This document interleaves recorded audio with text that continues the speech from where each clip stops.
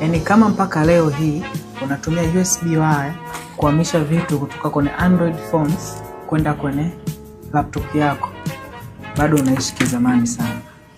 Hiyo wire unachotakiwa kuifanya mpaka sasa hivi ni kuikata, acha kuitumia, kwa sababu unaenda kuonesha njia ambayo itakuwezesha kutransfer vitu au kuhamisha vitu kutoka katika simu yako kwenda kwenye PC bila kutumia USB wire. Na zaidi ni kwamba una access kila kitu kwenye simu, kwenye PC yako.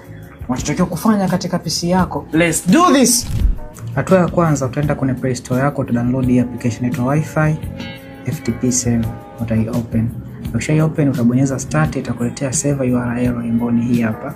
Hii save URL utaicopy, utaenda kuipaste kwenye PC yako sehemu hii hapa ya juu.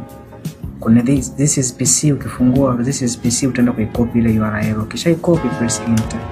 Ukisha press enter, simu yako hii hapa itafunguka, ambapo mafaili yote kwenye PC yako, kwenye simu yako utayapata hapo. Hapo kuna documents, kuna download, kuna music. So hapo unafungua kile tunachotaka kuhamisha, unakihamishia kwenye PC yako, simple like that.